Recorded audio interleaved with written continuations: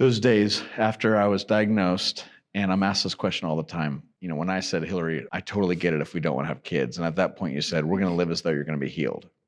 And that was so powerful. But then a year in to cancer, and I'm in surgeries and all this stuff, you had a big wrestling match with God. What did that look like? I think that looked like expecting certain things from life. We got married. We were going to have kids. We were going to have the life that we dreamed of. Yeah.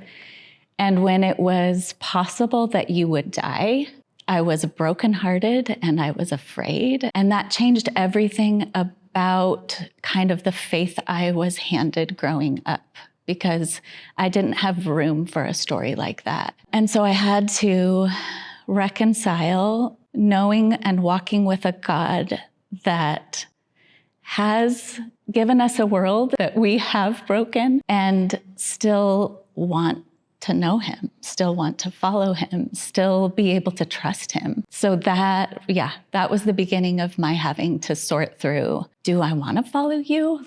Do I want a life with you? Are you good? I think ultimately I needed to have those questions answered because I was staring at death, and that changes everything. As I've lived into that, that's been actually the greatest gift. It forces all of the things that don't matter, the things that we think we want, the things that we're pursuing, our desires, making life about fulfilling ourselves, all of that falls away, all of that's actually really unsatisfying.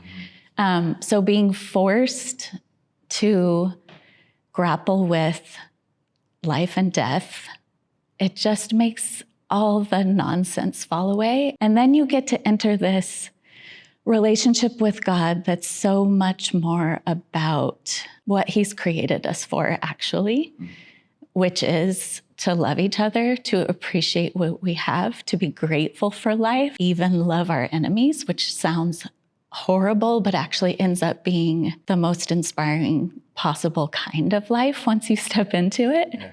So I'm grateful that an experience with cancer has stripped away all of the things that I might have made my life about, and that I've been able to step into what I think is real life, I guess. A fullness. A full life, a good life.